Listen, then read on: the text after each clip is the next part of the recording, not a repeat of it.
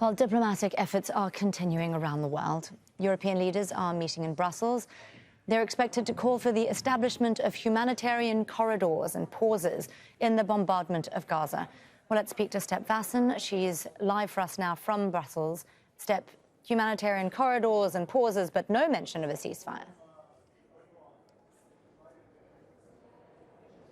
No mention of a ceasefire at all, and also no condemnation over the thousands of civilian deaths in Gaza after Israeli bombardment. So what's happening here is that the EU leaders are very much divided on how to respond. They were very quick to condemn Hamas's attacks on October 7, but now they've been struggling to find even the right words to put in their final communique, which they want to release later today. They have been fighting over humanitarian pause or humanitarian pauses.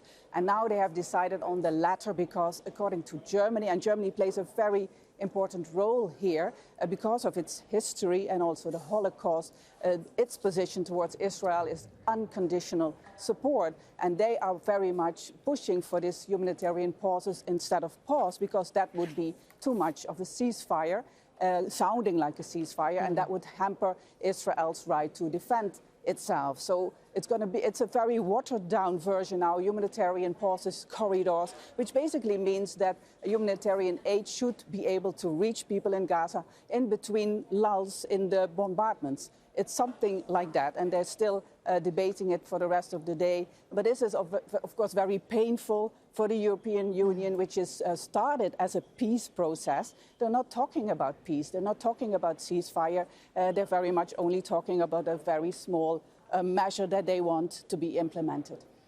Step, I understand that Ukraine was also supposed to be on the agenda today, but it seems to be very much overshadowed by all the events in the Middle East. Yeah, what the leaders here really try to do now is to make sure that Ukraine gets all the attention it deserves. They want to stress that the Middle East is not overshadowing this whole summit. President Zelensky will speak later via Zoom. But of course, the reality is it is overshadowing. It's only about the Middle East and the response that Europe has. And it's been criticized heavily for this response. And it was interesting what Charles Michel, the president of the European Council, had to say when he entered the summit. He said, we are not having double standards here. He was asked about it. He was criticized over why Europe normally responds very clearly if there's any conflict in the world about human rights abuses or violations of international law. And now they have a very different response. But he said that's not true. We are still upholding universal principles of human rights. And he also says that he feels that some are trying to attack the European Union on it, and that they are questioning their credibility. So it's a very difficult situation, and that's also what he described it for the European Union here today.